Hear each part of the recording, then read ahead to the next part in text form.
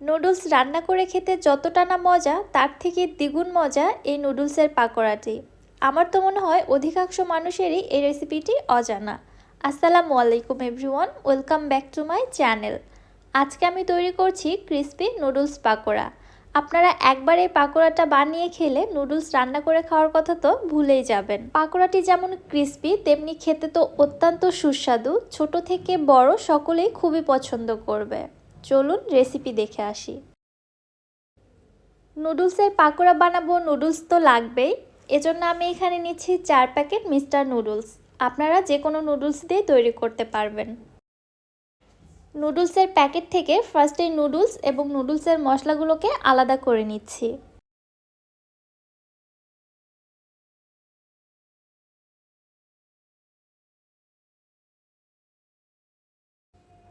এবারে চলে যাচ্ছি নুডলসের পাকোড়া তৈরির মূল প্রিপারেশনে। চুলায় একটি প্যানের মধ্যে আমি পানি গরম করতে দিয়েছি। 4 প্যাকেট নুডলসের জন্য এখানে আমি 1.5 কাপ পানি দিয়েছি। পানিটা যখন ফুটে উঠেছে তখন এর মধ্যে নুডলসগুলোকে আমি একটু ভেঙে দিয়ে দিচ্ছি, একেবারে গোটা দেয়া যাবে না, তাহলে পরবর্তীতে পাকোড়া তৈরিতে একটু প্রবলেম হতে পারে, এজন্য ভেঙে দিতে হবে। এবারে নেড়ে চেড়ে নুডলসগুলোকে খুব ভালোভাবে সেদ্ধ করে নিচ্ছি। নুডলসের প্যাকেট থেকে যে মশলাগুলো আমি আলাদা করে বের করে রেখেছি ওইখান থেকে 2 প্যাকেট মশলা এখানে দিয়ে দিচ্ছি, বাকি 2 প্যাকেট পরবর্তীতে ব্যবহার করব। এইভাবেই নেড়ে চেড়ে নুডলসগুলো ভালোভাবে সেদ্ধ হওয়া পর্যন্ত এবং সম্পূর্ণ পানিটা শুকিয়ে আসা পর্যন্তই জাল করে নিতে থাকব। দেখতেই পাচ্ছেন নুডলসগুলো খুব ভালোভাবে জাল করা হয়ে গিয়েছে, এর মধ্যে আর কোনো পানি নেই, খুব ভালোভাবে পানিটা টেনে গিয়েছে। এবারে নুডলসগুলো চুলা থেকে নামিয়ে অন্য একটি পাত্রের মধ্যে ট্রান্সফার করে নিচ্ছি এবং একটু অপেক্ষা করছি এর মধ্যে থেকে অতিরিক্ত গরম ভাবটা বের হয়ে যাওয়ার জন্য। চাইলে পুরোপুরিভাবে ঠান্ডা করেও নেওয়া যেতে পারে।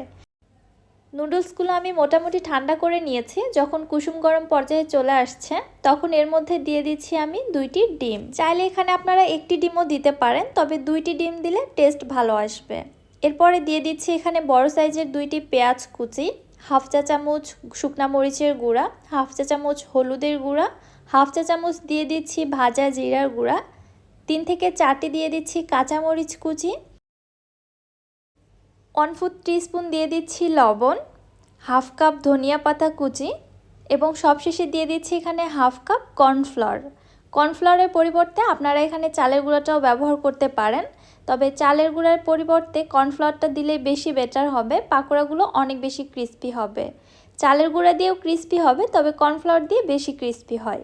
এবার আমি আলতো হাতে নেড়ে চেড়ে সব কিছু খুব ভালোভাবে মিক্সড করে নিচ্ছি। এখানে প্রেসার ক্রিয়েট করে মিশ্রণটা মিশিয়ে নেওয়া যাবে না, তাহলে নুডলসগুলো গলে যেতে পারে। এজন্য যতটা সম্ভব আলতো হাতে নেড়েচেড়ে মিশিয়ে নিতে হবে, তাহলে নুডলসগুলো একদম আস্ত থাকবে। আমি যে নুডলসের মশলার প্যাকেট দুটো আলাদা করে রেখেছিলাম ওইগুলো এখানে দিতে ভুলে গিয়েছি। এই পর্যায়ে আমি দুটো মশলার প্যাকেটে এখানে দিয়ে দিচ্ছি।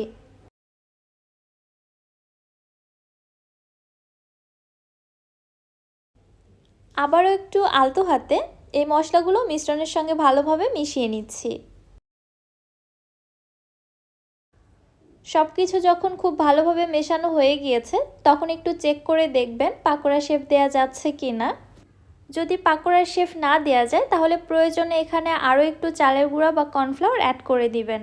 আমার এখানে সব কিছু ঠিকঠাক আছে, খুবই সহজেই পাকোড়ার শেপগুলো দেওয়া যাচ্ছে। চলে যাচ্ছি চুলাতে পাকোড়া ভেজে নেওয়ার জন্য। চুলায় একটি প্যানের মধ্যে আমি বেশ খানিকটা তেল খুব ভালোভাবে গরম করে নিয়েছি মিডিয়াম হিটে। এবারে একে একে পাকোড়ার শেপগুলো তৈরি করে আমি তেলের মধ্যে ছেড়ে দিচ্ছি। তেলটা ঠিক কেমন গরম দেখুন। পাকোড়াগুলো দেওয়ার সঙ্গে সঙ্গে কিন্তু খুব বেশি বুদবুদ ক্রিয়েট হচ্ছে না, খুব ধীরে ধীরে ক্রিয়েট হচ্ছে। তেলটা অতিরিক্ত বেশি গরম করা যাবে না, তাহলে পাকোড়ার মধ্যে খুব দ্রুত কালার চলে আসবে, সেক্ষেত্রে পাকোড়াগুলো ভালো ক্রিস্পি হবে না। এজন্য চুলার হিট মিডিয়াম টু লোয়ের মাঝামাঝি রেখে পাকোড়াগুলোকে একটু সময় নিয়ে ভেজে নিব, তাহলে পাকোড়াগুলো উপর থেকে ভেতর পর্যন্ত কিন্তু খুব ভালোভাবেই ক্রিস্পি হয়। আমি আবারও বলছি, যদি সময় নিয়ে ভেজে নিতে পারেন এই পাকোড়াগুলো খুবই ক্রিস্পি হবে। আর যদি আপনি চুলার হিট বাড়িয়ে খুব দ্রুত ভেজে নেন তাহলে পাকোড়াগুলো খেতে অত বেশি ক্রিস্পি হয় না, ওই ক্ষেত্রে পাকোড়াগুলো খেতে ক্যাতক্যাতে টাইপের হবে। আমার এই পাকোড়াগুলো ভেজে নেওয়া হয়ে গিয়েছে, প্রায় 8 থেকে 10 মিনিট সময় নিয়ে আমি ভেজে নিয়েছি।